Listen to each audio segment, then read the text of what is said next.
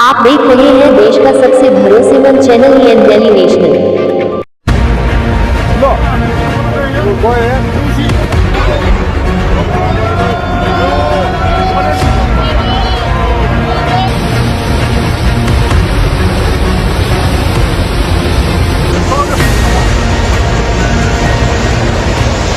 ना कोई चेतावनी, ना कोई संभलने का मौका, कुछ था तो सिर्फ और सिर्फ मौत का सीधा प्रहार। महज 30 सेकंड और आंखों के सामने से एक विशाल लोहे का पुल ऐसे गायब हो गया जैसे उसका कभी वजूद था ही नहीं। आज हम आपको नेपाल के पहाड़ों में आई उस भयानक प्रलय का वो सच दिखाने जा रहे हैं जिसे देखकर आपका कलेजा कांप उठेगा।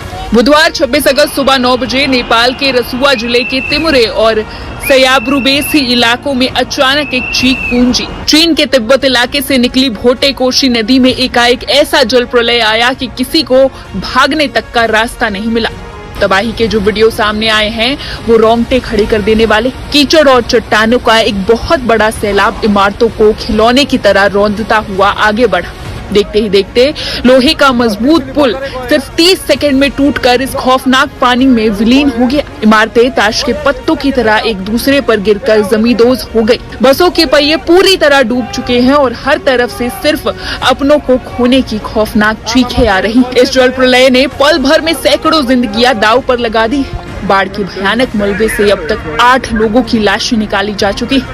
384 लोग इस उफनते सैलाब में समा चुके हैं जिनका अब तक कोई सुराग नहीं।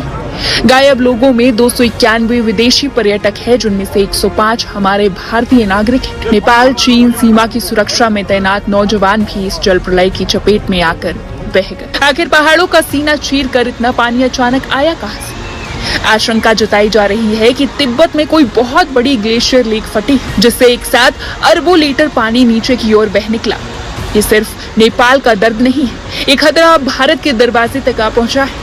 भोटे कोशी नदी आगे चलकर नेपाल की त्रिशूली और फिर भारत की गंडक नदी बनती है। इसी वजह से बिहार के 8 सीमावर्ती जिलों में अलर्ट जारी कर दिया गया। अगर पानी का बहाव नहीं थमा तो तबाही का अगला ठिकाना भारत हो सकता है। पूरा इलाका इस वक्त अंधेरे के आगोश में। रसुआ का हाइड्रो पावर प्रोजेक्ट बह चुका है जिससे 430 मेगावाट बिजली का उत्पादन ठप हो गया। नेपाल सेना और पुलिस के जवान उफनती नदी की प्रचंड धाराओं के बीच अपनी जान बाजी पर लगाकर लोगों की लाशें और जिंदगी तलाश रहे हैं। पहाड़ों से टकराता ये प्रलयकारी पानी, मलबे में दबी दर्जनों जिंदगी और अपनों को ढूंढती आंखें। नेपाल में इस वक्त जो हो रहा है वो प्रकृति का सबसे खौफनाक रूप है। क्या उन 105 लापता भारतीयों की सांसें अभी भी चल रही?